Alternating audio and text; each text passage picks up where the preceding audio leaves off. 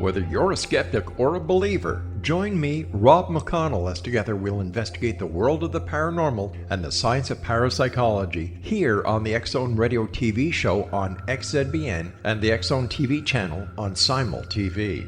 Since 1990, the X-Zone Radio TV show has been the place where people dare to believe and dare to be heard. Together, we'll investigate UFOs, aliens, ghosts, Bigfoot, psychic phenomenon, lake monsters, conspiracy theories, government cover-ups, the truth embargo, alien abductions, ESP, haunted locations from around the world, and so much more.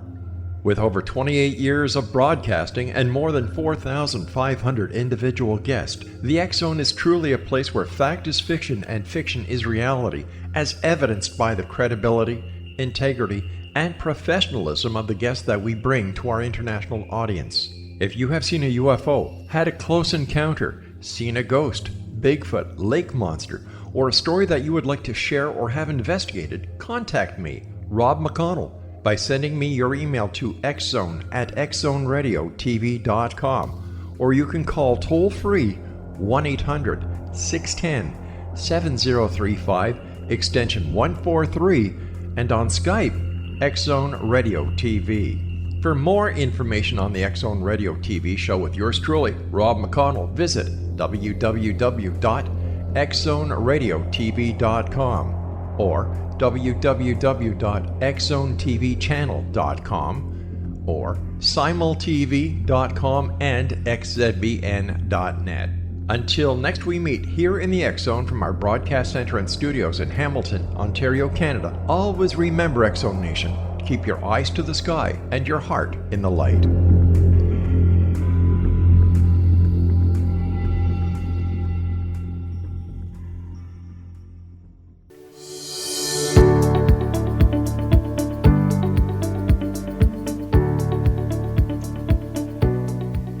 Hi everyone. This is Patty Conklin and Healing Within. Thank you so much for joining me today. I have an exceptional guest that I know you're going to get a lot of information and a lot of laughs and just beautiful wisdom coming from this woman. I've known her for a few years now. Her name is Mirae Bunnell, and I want to give you just a little bit of her bio, but she'll be filling in a lot of the rest. Mirae Bunnell's life story is a testament to the tenacity of the human spirit and the power of perception. As a young single parent, she defied all odds by raising a child while managing a successful career and her college education. As an adult, Mirae defied all odds again after being diagnosed with multiple chronic and incurable diseases. Once faced with a terminal medical diagnosis, she experienced a spontaneous remission, drawing interest from scientific and medical experts across the country. She generously donates her time for both research and medical studies in areas of medical miracles, spontaneous remissions, psychological and spiritual aspects of healing. Research on her medical case has been published and incorporated into curriculum updates for medical schools. Her medical records and aspects of her healing experience are also being referenced in a book on medical miracles and spontaneous remissions scheduled for release in early 2020. Today, Mirae remains actively engaged in the physical, psychological, and spiritual aspects of healing and health. Passionate about improving the quality of life for those suffering chronic pain, incurable disease, and facing their own mortality. Mirae's personal mission is to help others find their own journey of hope and transformation. And I can tell you, folks, you're just going to really love hearing her story and how she's adapted and overcome so much. So, Mirae, thank you so much for being a part of the show today. Well, thank you for having me. It is just wonderful to have you on, and thank you for accepting this and coming on and sharing with our listeners today about your experience. And, I know we can get into a lot of childhood stuff and, spend time with that, but I'd really like to move right into, because I'm sure some of the prior stuff will come into, but can you describe the progression of the illness, disease over the years? What types of doctors did you see? I mean, what was going on with you? It was really interesting because I was a young mom I was working, traveling. I was busy. I was trying to take night classes as well. I mean, I had a lot going on. And what I really started noticing, and this was when I was still really young. I would say this was probably my late teens, is just an overwhelming, just exhaustion and fatigue. And I started seeing doctors saying, something's just not right. I shouldn't be this tired. I mean, people my age were living a different lifestyle, but of course, it seemed like they didn't have the fatigue and the exhaustion that I felt. And it was really kind of dismissed. I went through a lot of doctors the first few years where they were like, well, look, you're traveling all the time and you're a single parent and you're working, you're juggling a lot. And it was dismissed a lot, which was frustrating because I felt like, even at that point, I felt like there was something there. So over time, different doctors did give various diagnoses like, oh, you've got a hypothyroid, and oh, I saw someone else, and oh, you've got adrenal exhaustion, you really need to take better care of yourself. And eventually I get the diagnosis of, chronic fatigue syndrome. And, so it's kind of these, mysterious, invisible kind of ailments. They treat with thyroid medication, of course, and then I have to kind of make things work with caffeine, and it's like, okay, I can sleep now, and I would like take a swig of NyQuil, and, and it's like, okay, time to get up. Time to get up. I'm gonna, get coffee. Yep. So that's really how it started, and that went on for quite a few years. Yeah. Wow. So they really didn't. They kind of gave you a diagnosis, but they weren't really able to get in there. I know a lot of times with chronic fatigue, they say there's no treatment for it. And I'll throw my aside in there for folks with chronic fatigue. A lot of times it's boundary issues, folks. So really look in your life if you're setting appropriate boundaries. But how did the years of dealing with the chronic pain and the invisible illness disease change you? I mean, where did you have to go in order to cope? Really, there was kind of this trajectory that continued of escalation. Once I had been through all of the doctors that had basically said, oh, lifestyle, eat better, whatever, I did eat well. But, there was definitely things that were happening, increasing flus and colds and aches and pains. And, it was just much. I mean, my friends were always joking around. It was like there were 3 New Year's Eves in a row that my friends are like, hey, at least can we get you out once a year? Well, every year on New Year's Eve, I'd be sick. So it was just the way that it worked. Yeah. And, so this became, something where I thought, no, there's just something not right. And, the pain that was associated with the aches and the flus, it just became kind of constant and increasing and evolving. And so I was seeing different doctors by this time, and they're saying, well, you've had prolonged stress and we think it's affecting your immune system. And, you get the diagnosis of fibromyalgia, which, basically means that they can take some different approaches to treat you, but it's still kind of this mysterious, invisible kind of pain. And then I started to learn that there are different types of pain that you need to be able to articulate. Mm-hmm. So is it joint pain? Is it nerve pain? Is it bone pain? Is it muscle pain? So then I kind of graduated into the area of pain management. So that kind of brings a different level of medical treatment, where it's the diagnostic imaging and looking for things like pinched nerves. And, I got diagnosis, you've got, herniated discs, you've got pinched nerves, you've got complex regional pain disorder, you've got connective tissue disorder. I'm still like, okay, I still don't know what these things mean other than the pinched nerves. I got that. But then you get kind of into that realm where, okay, here's medicines like gabapentin, and that'll help take the edge off the nerve pain. And here's other pain pills and patches, getting epidural injections, that kind of stuff. And it was kind of like chasing a ghost. And so that escalated to where, it was like, okay, we need bigger tests, right? So having full body bone scans when I knew good and well they were looking for cancer, different nerve conduction studies, different imaging. And then we got to the point where, okay, well, do you need that body part? Maybe we can take it out, right? So, let's go ahead and, remove the silicone breast implants because that maybe that's a problem. Or right. Let's do a hysterectomy. You don't need that anymore. A bilateral oophorectomy. You don't need that anymore. So what kind of a time span? I mean, are we looking at? Are we looking at 2 years? Are we looking at 5 years that they were coming up with all these different things, or was it fairly concentrated? I mean, how long were you jumping from diagnosis to a conceptual diagnosis and doctors really saying, I don't know? No, at this point, by the time they were doing like the bone scans, looking for bone cancer and stuff, this had been going on for 20 to 25 years. Wow. That's a long time to have a career, raise a son, and exist and be in that much pain. That's a lot of time, 25 years. Well, it is. And I just felt like there's no way that a body could have this much pain and this many different types of pain and not have something really wrong. Right. And so I was just on this endless pursuit. You know, it was like every surgery, every procedure, every treatment, I was like, I just have to be getting close to finding whatever this root cause could be. And right. I really felt like maybe I got there in 2012 when I got a diagnosis of chronic Lyme disease. Okay. And so when I got that diagnosis in 2012, I was like, wow, this has been 30 years of really, I remembered getting a tick bite when I was 13 years old at the park with a friend.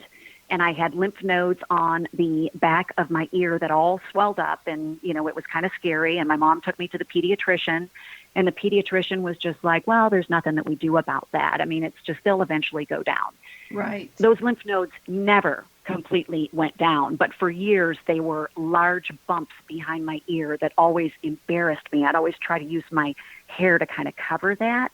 Right. And so I remembered that event. And they basically said, well, that would add up. They said that would add up. You could take all of these things and all of these mysterious illness, and it would explain a lot of the different kinds of pain. Right. And, you know, I thought, okay, maybe we can get to the root of it. And so I had a PICC line put in. I started doing IV antibiotics for every 8 hours. Wow. And I had been doing that for, I had all the equipment set up at home, and I had a home health care nurse that would come once a week and do labs and make sure that I was doing okay. But I was still working away, and I just, you know, I learned how to hang a bag on my rear view mirror of my car before a meeting or in between meetings. I'd excuse myself and changed all my bandaging. I mean, I turned into a pro. Wow. Yeah. Wow, that's amazing. And a lot of times, you know, Lyme's ends up being the diagnosis that doctors will come up with that kind of explains the totality of everything, but really doesn't end up being that ultimate diagnosis. So right. You learn to cope. I know we're going to take a break here. Yeah, we're going to take a break here in just a minute, I know. But I will say, 10 months into that treatment, I was diagnosed with metastatic cancer, an aggressive cancer that could not be treated. Wow. Let's talk about that on the other side. It's Patty Conklin and Healing Within. We'll be right back with my guest, Mirae Bunnell.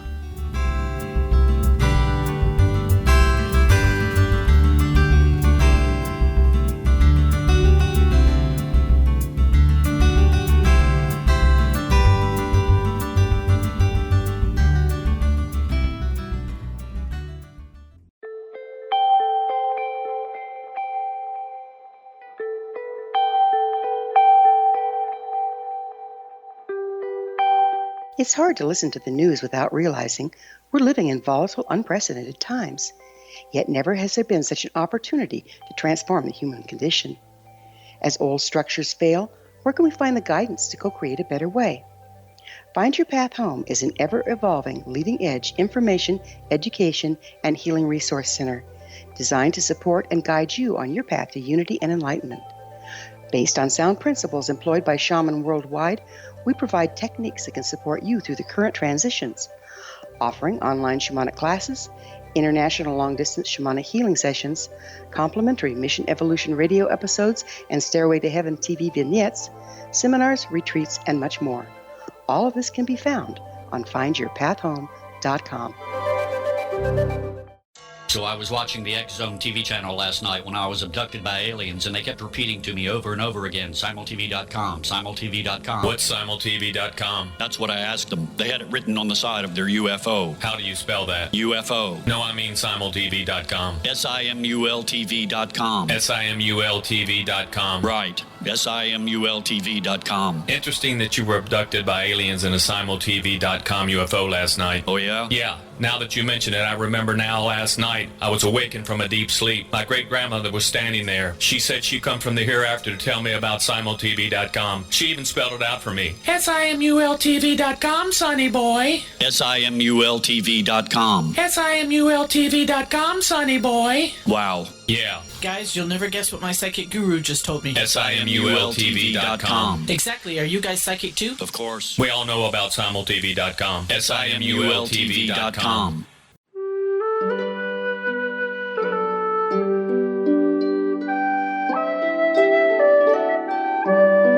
Path Home Shamanic Art School proudly presents the Gathering of Shaman 2019 Fall Retreat, Manifestation Samhain.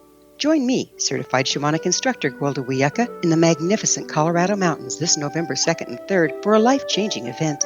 Participate in unique teachings and ceremonies that'll put the power and magic of shamanic manifestation into your hands. Sit in circle with like-minded individuals, sharing group energy and the power it generates. Classes will be held in a facility next to the beautiful, majestic Arkansas River, further empowering the experience. Space is limited, so reserve your spot today. For more information, visit findyourpathhome.com or email touchin@findyourpathhome.com.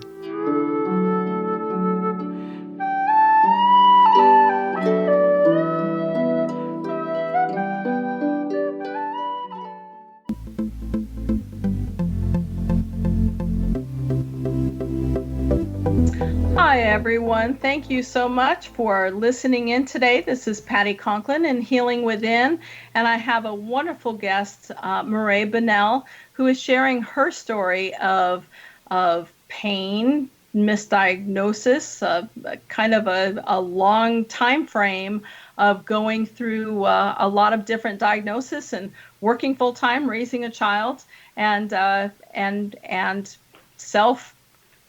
doing your self IVs. That takes a lot. But finally, you were told what? Tell us again. Right before we went to break, you were sharing what they finally diagnosed. Yeah, so 10 months into doing the antibiotics 3 times a day via the PICC line, and I was so good at it, and I thought, I'm going to get this, I'm going to get my life back, and I was really starting to feel hopeful, where I'd been frustrated for some time. And then the doctor just, kept looking at something on my neck that had been bulging out on my neck, and he didn't like it, and he said, I really feel like you need to go get a surgical biopsy because that keeps getting bigger, and it could be that the next round of antibiotics could address that. It could be a co-infection that we haven't treated yet. But he said, I just feel like it's been growing very rapidly and it should have a surgical biopsy. So he wrote a note and ordered a biopsy. I had a surgical biopsy. They took out, basically like a 1-inch cube, a very large section of it.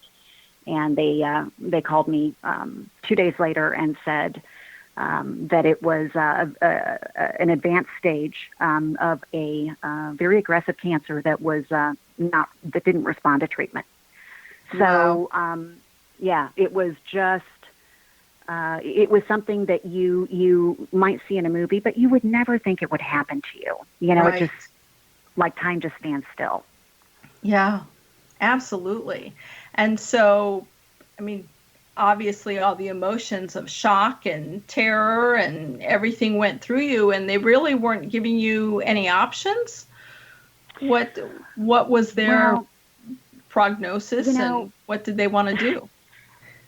So they kind of went through some math. I had a team of 3 different doctors. I had, of course, the oncologist, and then I had a head and neck cancer surgeon, and then I also had another specialist for that particular kind of cancer. And so there were 3 doctors on my team. And interestingly, they disagreed, which was unnerving to me, but they actually say Sure. it's a good thing. That's why they have 3 of them, and it gives you different perspectives and so on. At that point, the surgeon said, I'll go in and I'll at least take the pressure off the jugular vein and the carotid artery, because those were life-threatening. You know, there were comments that they didn't really know how I was standing there walking. And, you know, an interesting thing that I remember is the nurses were all chatting, and they're like, you know, we've had your picture up here. We've been looking at your picture just in disbelief. How do you breathe? Wow. And what was amazing is when they said that, I just felt it. I felt it like a weight, because I thought I'd had allergies. I was like, man, my allergies have been bad. But I'm like, I can't breathe. Yeah. I can't breathe. Wow. And that was one of those moments where, and then I think the nurses were probably like, oh, we really shouldn't have said that, you know?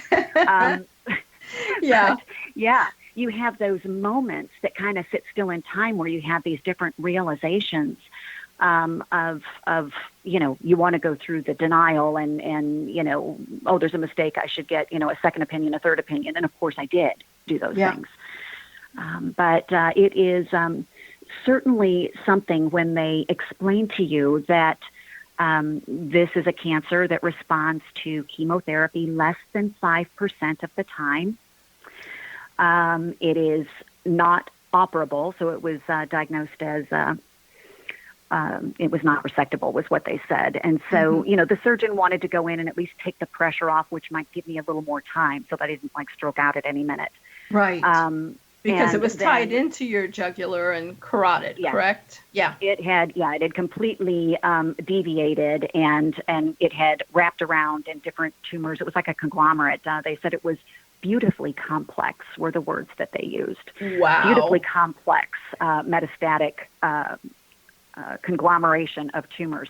And so it literally was pinching off. It had deviated the carotid artery and the jugular vein. And, you know, they were saying, well, if we did go in, we'd have to do a jugular bypass. And, you know, so even to buy a little more time, I was going to, you know, not have the ability to spit or swallow. I was not going to be able to use my right arm. I mean, it was like, you know, the list was very long. Right. And were you still working? Were you still working leading up to this Yes, diagnosis? I had been. Wow. I had been working the entire time. In fact, I felt by that time I felt like I'd been living a double life, because all of these years I hid this from everyone. Right. I didn't want my work to know that I had health issues. Right. I did not want, you know, my friends to know, other than they would joke and say, well, you're sick all the time. It's like, but I didn't want people to know. And I think that there's something about pain that's different. You know, pain is often invisible, right? Right. People can't see. If they've never dealt with it, they don't understand. And I mean, let's be real, they don't want to hear about it, right? Right. People do not want to get on the phone with you and listen to you talk about how bad your pain is. Right. They might do it for a little while, but that's like not something that they enjoy. So, and the thing is, you were in corporate America. I mean, it's not like you were working in a bookstore and could hide away from people. You were in corporate America, having to be out there. So being really ill and having the doctors give you such a limited time, what did you decide to do next? Well, the initial shock and disbelief, you know, where the head is spinning, I had a very hard time focusing. Like, I had adrenaline that was kicking in, and my body didn't know what was happening, so I just automatically felt anger, right? I was like angry at the doctors. Like, I knew that something was really wrong. I've been telling doctors for years, there's no way that a body can have this much pain for this long and live. I've been saying that for decades, right? Yeah. And, you know, then I kind of went into this really overwhelming sense of loneliness.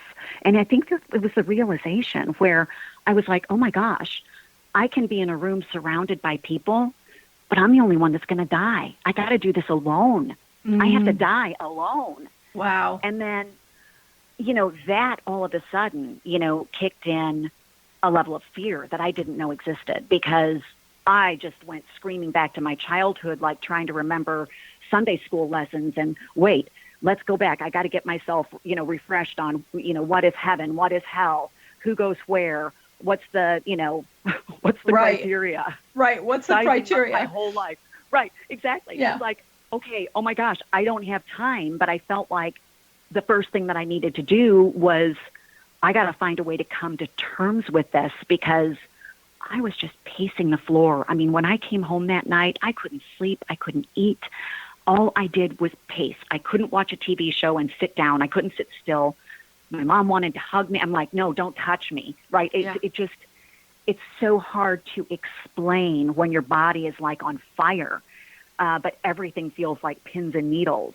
And then, of course, you have the pain on top of that. But, I realized that there were, that I seriously needed some help. I'm always a very organized and strategic and planning kind of personality, but I was in way over my head. So I really felt like I needed to find some help in a very, unusual circumstance where, I've got very little time and I need to figure out what I believe, because right now I'm freaking out kind of chaos. Right. So that was an interesting situation to be in. But, Patty, you've always said that something good comes out of everything, right? I mean, so we always have to try to look for opportunities. And I, started a journey at that point where I was like, okay, I got to focus. What is most important? And certain things that surprised me, like I felt the sudden need that I had to clean out my basement. Like I thought, there's no way that I want to leave my parents with having to go through all of my boxes of, stupid pictures and, clean up all of this mess. And, nobody should have to go through my house, and nobody should have to, sell everything. And, so it was like, okay, I've got to figure out quickly if I've got 4 hours a day that I could be out of bed, because really that was about it. Yeah. I had to masterfully plan that 4 hours. What was I going to do during that 4 hours? What could I do laying in bed, to manage the pain? And I had all these little pillows and everything that I could get propped up so that, it would help the places that hurt the most. Right. And so, yeah, I also reached out and tried to find some help. That actually is how I got connected to you, Patty, which is a great story all in itself. But I knew that the one thing that was most important to me is I had to get right with myself. Yeah. And I had to get some sort of peace in transitioning, because I was terrified to die. Right. Terrified.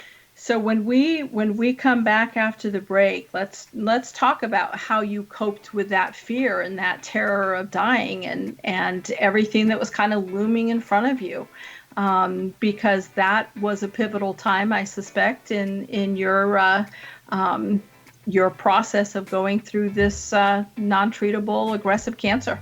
So when we come back, folks, let's talk to Mirae about what she did next to overcome this. So it's Patty Conklin and Healing Within, and we'll be right back, and we'll continue our discussion with Mirae Bunnell.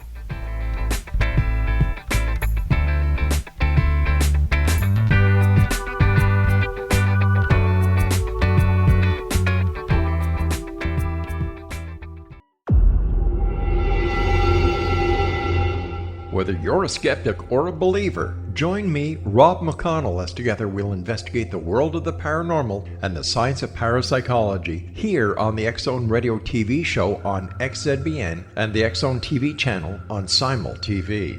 Since 1990, the X-Zone Radio TV show has been the place where people dare to believe and dare to be heard. Together, we'll investigate UFOs, aliens, ghosts, Bigfoot, psychic phenomenon, lake monsters, conspiracy theories, government cover-ups, the truth embargo, alien abductions, ESP, haunted locations from around the world, and so much more. With over 28 years of broadcasting and more than 4,500 individual guests, the X Zone is truly a place where fact is fiction and fiction is reality, as evidenced by the credibility, integrity, and professionalism of the guests that we bring to our international audience. If you have seen a UFO, had a close encounter, seen a ghost, Bigfoot, lake monster, or a story that you would like to share or have investigated, contact me, Rob McConnell, by sending me your email to xzone@xzoneradiotv.com, or you can call toll-free 1-800-610-7035, extension 143, and on Skype, X Zone Radio TV. For more information on the X Zone Radio TV show with yours truly, Rob McConnell, visit www.xzoneradiotv.com or www.xzonetvchannel.com or simultv.com and xzbn.net. Until next we meet here in the X Zone from our broadcast center and studios in Hamilton, Ontario, Canada, always remember, X Zone Nation, keep your eyes to the sky and your heart in the light.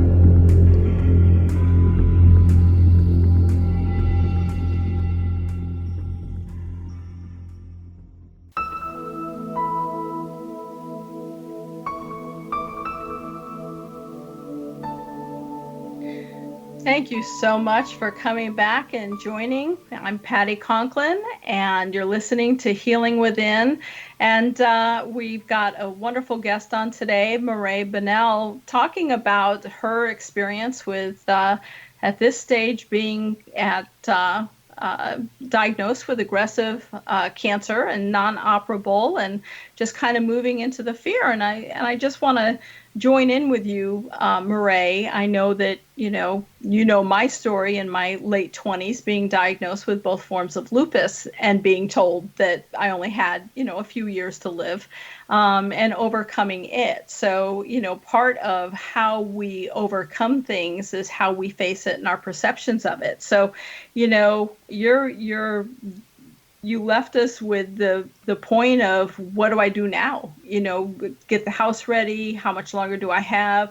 How did you cope with that fear? It was really difficult. I mean, it was something that I didn't even know was possible, to have that much fear, where you're almost you're almost paralyzed by it. Yeah. But yet you can't sit still, and no one can touch you, and it just is a very interesting experience, because I didn't know that kind of experience existed. But of course, it kind of brought me to a point in my life where I needed to, reach out and have some pretty serious conversations with anyone that I had felt like, I needed to close the loop on somebody that I missed and had lost track of. I mean, this was something I could do from bed. So, during those hours that I was laying in bed, and not sleeping, I would make phone calls, and to someone that I felt guilty over missing their wedding and then not explaining. It's like I'd just reach up out of the blue and call them, and they'd be like, "Wow, we haven't talked in all of these years," and like, what's going on? And I would say, "Oh, I was just going through some pictures in the basement. I saw a picture of us, and boy, did we!" You didn't tell them. Well, in some cases I told people, but more often than not, I just wanted to close the book and say, I just wanted to thank you, because when I saw that picture, I realized how much, you meant to me in that point in my life. And, I'm, so glad that we crossed paths. So in a lot of cases, I did not tell people. I just wanted closure. And what was interesting is, as I was going through that process of looking through photos in the basement, and, shredding them, because I was just like, nobody should have to go through all my photos. And as I looked at people, I started to have a very different perception of my relationships. And a guy that I had dated that really wasn't very nice to me. And I looked at him, and I didn't feel anger for him anymore. All of a sudden, I was like, oh, he was such a great teacher to me. Yeah. Because out of that relationship, I learned what I don't want. Right. It was interesting as I started to close chapters that I didn't remember what was bad about the person. I remembered what good came out of that. Right. And that's a lesson I learned not long after this from you. But this is where I started to see where closing the chapter on things really is different when you feel like you mean it. When you really feel like you're closing the book and you're, making your amends or whatever it is that you do, or you just need to say, hey, I'm sorry, and I really loved you, and maybe you never said it.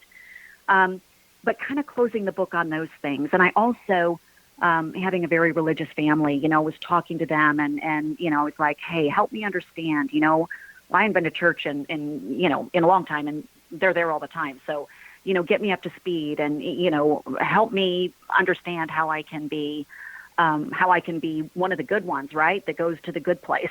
Right. And, and by the way, say some prayers for me, because you've been at church every Sunday and I have not. So, those kinds of things. And then, I ended up, through, I think it was a friend of a friend, I found out that you, Patty, were going to be in St. Louis.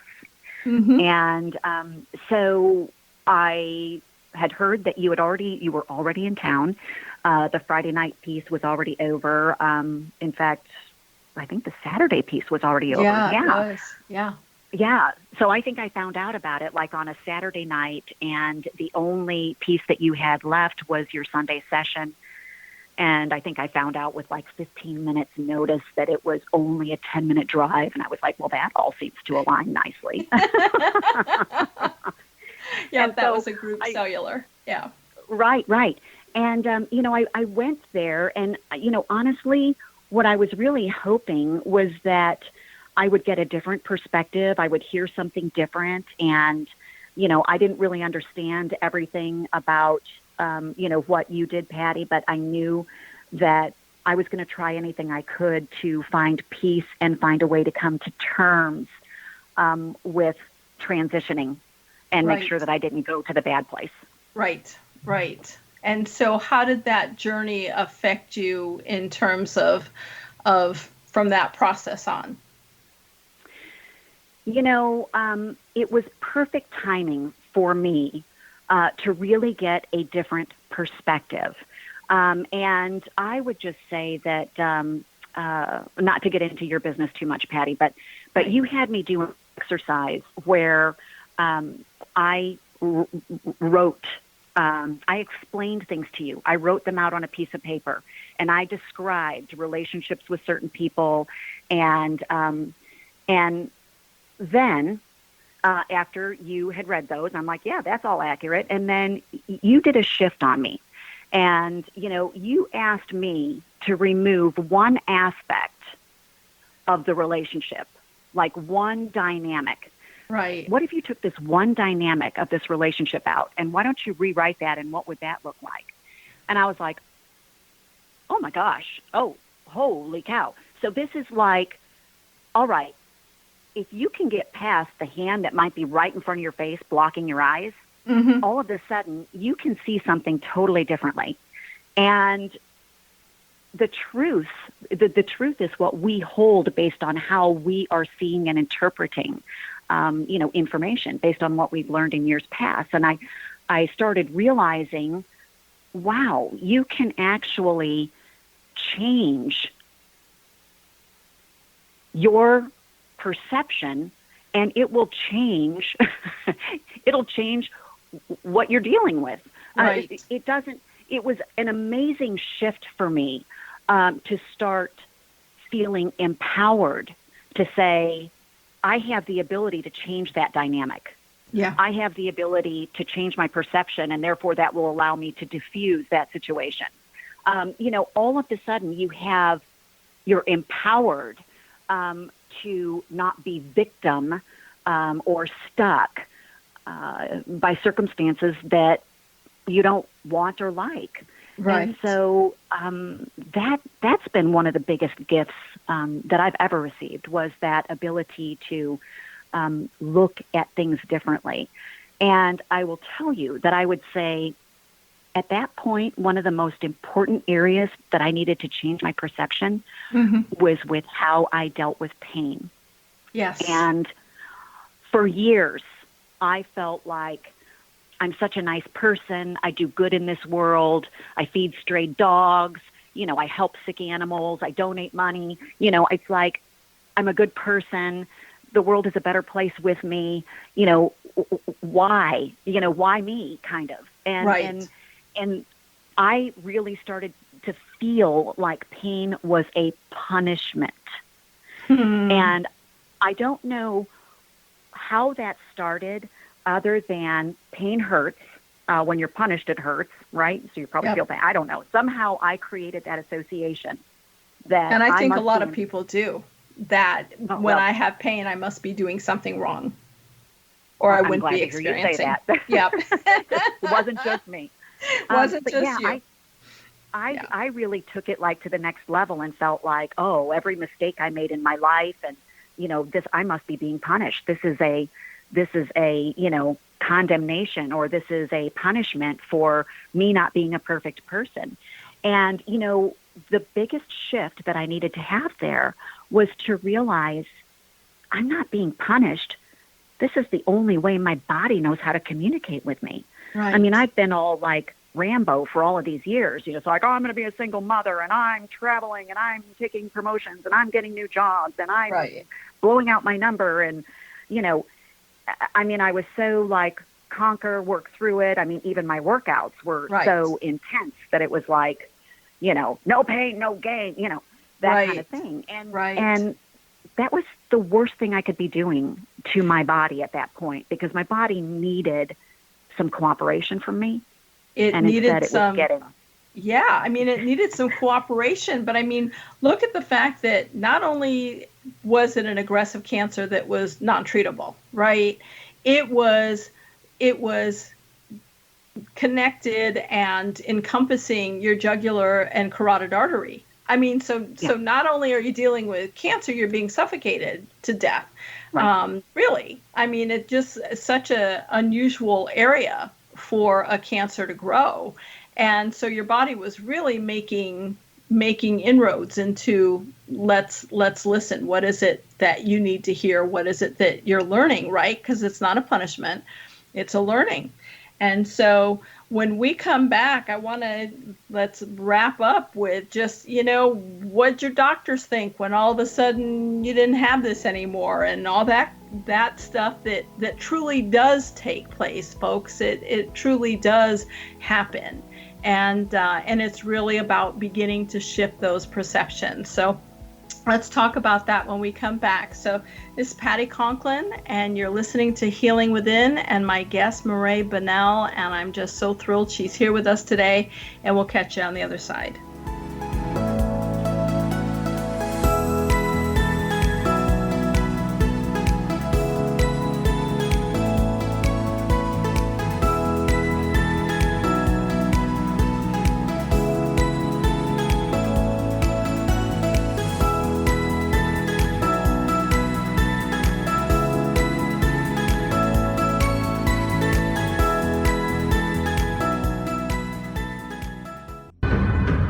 If you are looking for a safe, zero-calorie natural option to the harmful artificial sweeteners on the market today, Just Like Sugar is what you're looking for. Just Like Sugar is a wonderful natural alternative for those health-conscious people who choose a calorie-restricted diet with a great, pure, sweet flavor that tastes just like sugar. Just Like Sugar is a great natural option for people suffering from diabetes and may be useful in restricted diet programs where standard sugars are not allowed and does not cause a laxative effect of some other sweeteners. Just Like Sugar comprises a perfect blend of chicory root fiber, natural calcium, natural vitamin C, and Just Like Sugar's sweetness comes from the natural flavors from the peel of the orange. Just Like Sugar is a natural alternative to harmful artificial sweeteners and will change the way that you believe all natural sweetener products taste. Just Like Sugar is available at your local Whole Foods markets, Wild Oats markets, Henry's, Sun Harvest, and many other fine natural food stores in the U.S., Canada, and worldwide. They are here, and they've been here for thousands of years, making their presence known in the shadows. They might be seen by a lonely motorist on a deserted road late at night, or by a frightened and confused husband in the bedroom he is sharing with his wife. But who are they? What do they want? Why are they here? Perhaps most concerning, has the government been aware of their presence all along? The new book by Ellie Marzulli, UFO Disclosure, The 70-Year Cover-Up Exposed, delves into the world of UFOs. Can full disclosure be soon? Order now and receive a free hour and 37-minute DVD on the UFO phenomenon. UFOs are real. Get both the book and the DVD, a $40 value, for only $19.99. To order your book and DVD today, go to lamarzulli.net. That's LAMARZULLI.net. You have heard of the X Zone? Now watch it on Simul TV, plus 500 video games, live TV channels, free video on demand, worldwide, and more. Does this sound like tomorrow's television? Well, it is, but you can have it today, right now. It is Simul TV. Simul TV offers what the others only wish they could provide. 15 exclusive channels like X-Zone, Sci-Fi, and Horror. We are worldwide. No other provider offers that. 500 built-in video games. No need to have an extra expensive system. We have them included. Free video on demand. Live streaming events from around the world, interactive online network, and much more. Tomorrow's TV today. Simul TV. Sound too good to be true? Well, it's not. You can have Simul TV today. Sign up at simultv.com. Do it today.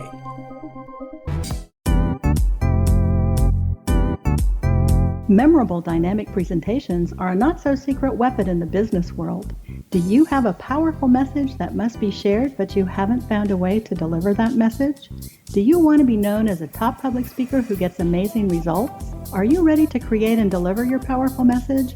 Thomas Hides can help you create and deliver your speech to get the results you desire. Visit iconquality.com. Did you expect your business to flourish, but instead it plateaued or didn't get off the ground yet? Would you like to achieve massive goals and discover new sources of income within your business? When you're ready to experience that type of success with fast results, Cindy Hendricks is the business coach for you. Her work with entrepreneurs and business owners has been life-changing.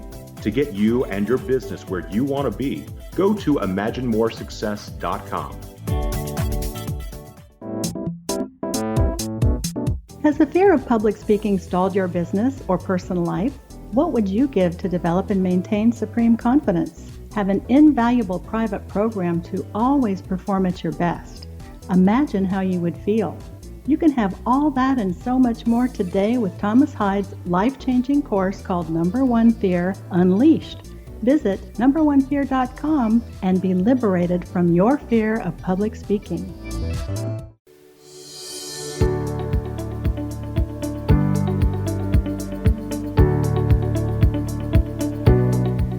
Welcome back, everyone. It's Patty Conklin and Healing Within. Thank you so much for tuning in today, and I hope that you'll listen to this show again and really kind of take it into the depths of how it's meant and share it with loved ones who may be going through a challenging time, and know that there's always hope. There's always a shift of perception that can make such a big difference in someone's life.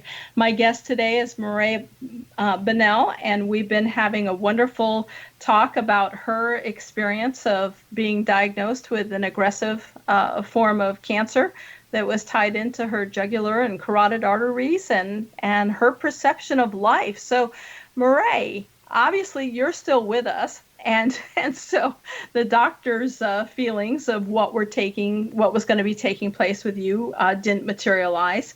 What happened?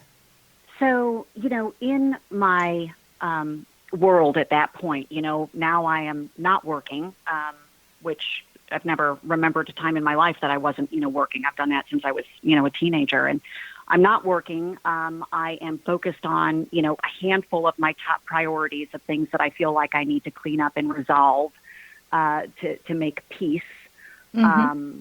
I was looking for you, reaching out, to you to try to help get some perspective on dying, not being a horrible thing. Yeah. I remember you told me once, Patty, you were like, death is not necessarily a bad outcome. And I'm like looking at you saying, what did you just say? It's a win-win situation, right? Yeah. I needed to shift my perception a little bit more before I could embrace that.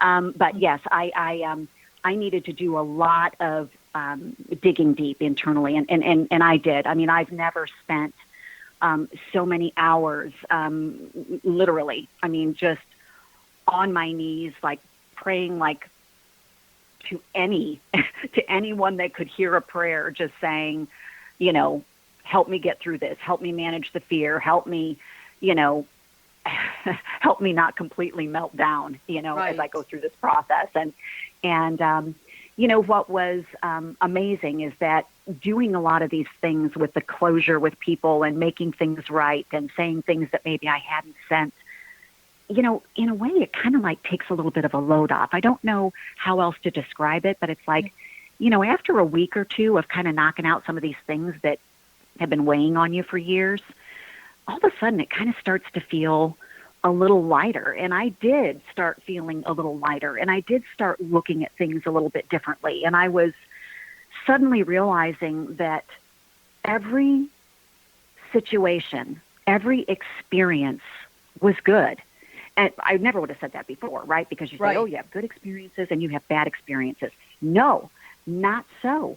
Every experience is a gift, and every experience is good, because every single thing that happens to you in life is an opportunity to learn and develop and evolve and become stronger. I mean, really, you can look at this differently and start to understand that there's really no judgment. You know, there shouldn't be the judgment that this is bad or I was bad. I would like to look at it and say, well, I was a very high-spirited and independent person. There you go. Not bad. I was just different, and our differences make us interesting and beautiful and all of that other stuff. So what was amazing is that every 30 days, I would go in for scans. And they did want me to take there was a phase 3 study that was taking place. And they're like, well, we want to take these 2 drugs that people took before and it didn't work, but we're wondering what's going to happen if people take them together. How does that sound? I'm like, well, I mean, obviously I don't have anything to lose. So, okay. So what was interesting is the hump on my neck was actually smaller before I even started taking the medicine. Wow. It's like, well, that's weird. Is it shrinking? And then it's like, okay, well, take this medicine and see what happens, you know? And then it was like, they said that the goal of the medicine, what they were hoping to achieve in the study, was they were trying to see if this medicine could shrink a tumor by 30%. That was the best case scenario that they would be hoping. And so it was just a matter of a couple of scans, and they couldn't even find the tumor. Now, this was a very large tumor. This was like a small sweet potato, right? And it was sticking out of my neck. And so, you know, how do you go from that, you know, to having a scan where it's like way small and then you can barely see it and then it's completely gone? Yeah. And so no one could explain it. They said it wasn't possible, and we're just going to have to go in and do a neck dissection. We're going to have to open you all up. We got to figure out what's going on, you know, like, did it change form and has it like just spread out everywhere? What? So it has to be a certain size to show up on the contrast CT studies. So they went in and they did a 7.5-hour surgery, a neck dissection.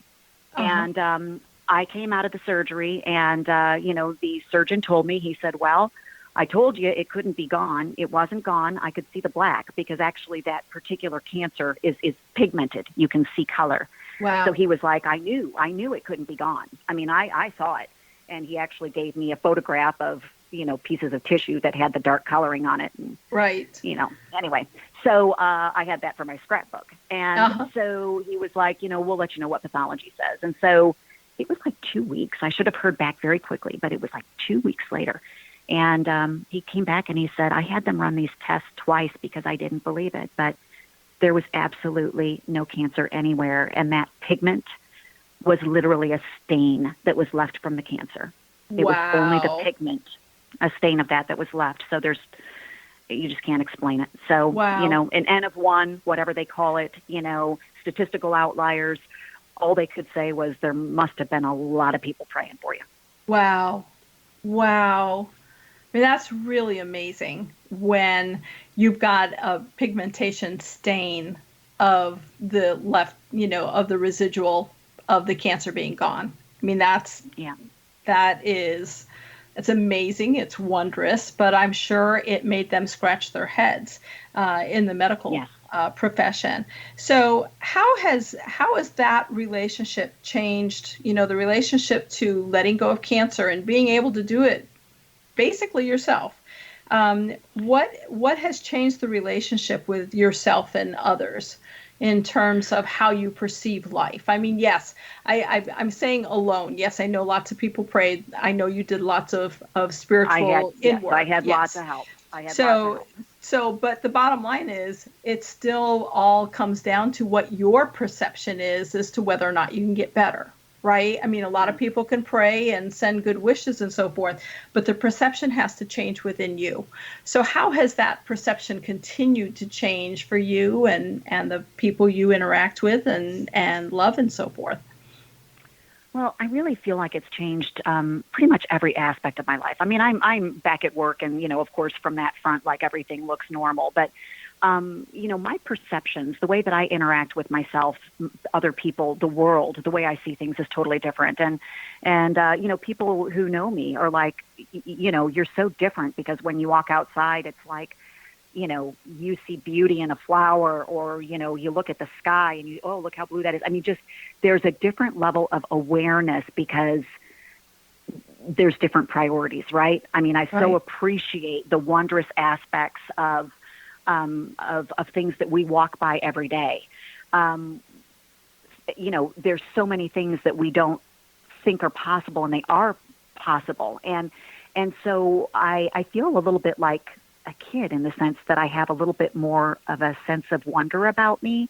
Mm-hmm. And I definitely understand and know that healing and pain, it can mean so many different things to people. And I've had people, ask me, what should I do, for a friend who's sick, or, what should this person do?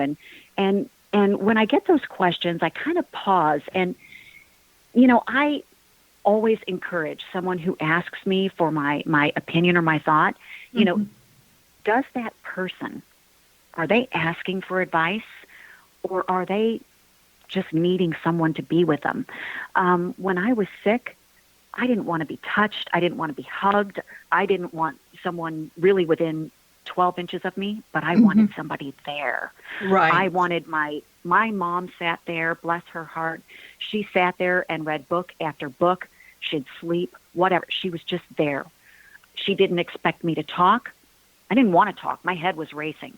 Right. But having someone there, and then when she would leave, my sister would take a shift. My dad would take a shift, my boyfriend at the time. I mean, having the presence of someone, just to know that they're there and not being expected to entertain or talk or, no pressure, right? But just having someone there with you can be just a tremendous comfort to that person. Right. And the other thing that I have tried to, share with people is that, I think there's a lot of cases where transitioning, passing on, whatever words you want to use, that may not really be a bad outcome. And when you said that to me the first time, I did not like it at all. But now I get it. I get it. And you know what?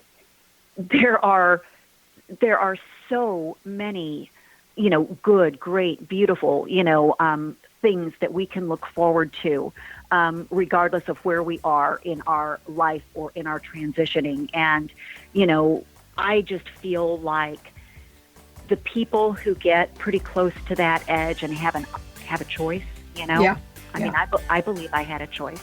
Right. And I was given a very clear choice. I could stay. It would be a lot of work, or I could go. And I chose to stay. But we shouldn't judge someone who chooses to go.